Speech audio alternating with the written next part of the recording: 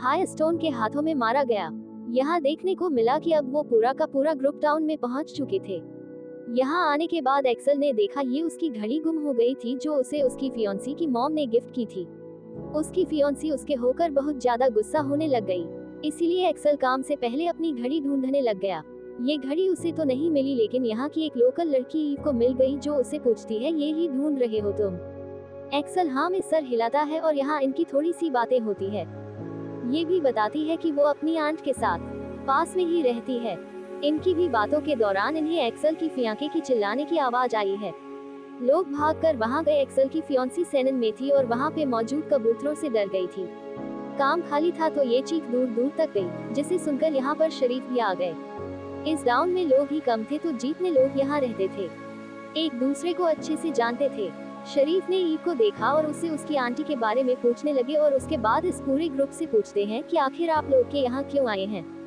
बेटी उन्हें सच बताने वाली थी, लेकिन उसके साथी ने उसके मुंह पे हाथ रख लिया और उसके साथी ने शरीफ से झूठ बोल दिया कि वो यहाँ सिर्फ कैंपेन के लिए आए हैं। और वो सोने का टुकड़ा जो बेटी शरीफ को दिखाने वाली थी, बेटी के साथी ने वो भी उसके हाथ से ले लिया और दूसरी लड़की को पकड़ा दिया।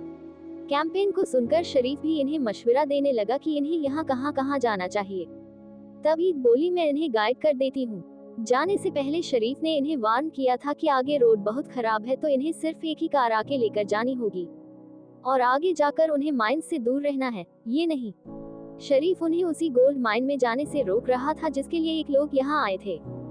एक्सेल की फ्रेंच सील जिसके पास सोने का टुकड़ा था वो यहाँ से भाग जाने का सोचती है। वो फजूल नहीं, अपने फियांसी से लड़ाई कर लेती है और यहाँ से जाने लगती है, लेकिन इससे पहले कि वो ये सोने का टुकड़ा लेकर ज्यादा दूर छापा थी, उसके सामने जय माया हसडोन आ गया जिसने उसकी गाड़ी को ही क्रैश कर दिया।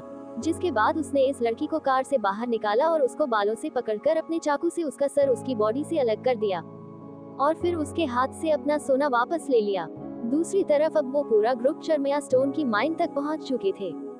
ये लोग अब एक कैबिन के अंदर गए, जिस कैबिन के अंदर चरमया स्टोन की मौत हुई थी और जहां से दफनाया गया था।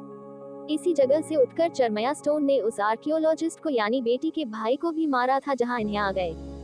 बाल्टी का भाई तो नहीं मिला, लेकिन उसका बैग जरूर मिल गया जिसके अंदर आंधी मैप का हिस्सा था और इस मैप को फॉलो करते हुए बाल्टी बताती है कि वो लोग आसानी से सोने तक पहुंच जाएंगे। अब इनके साथ मौजूद ईव जो इसी टाउन में रहती थी, जैसे ही उसने हंसाने का नाम सुना तो वो डर गई। वो पैनिक हो गई और कहने लगी, तुम लोग खजाने के लिए यहाँ आए हो, बस मारे जाओगे। ये कहकर वो भागकर यहाँ से चली गई और फौरन अपने घर गई। उसने अपनी आंट को बताया कि वो लोग खजाने के लिए यहाँ आए हैं। आंट ने उसे रिलैक्स किया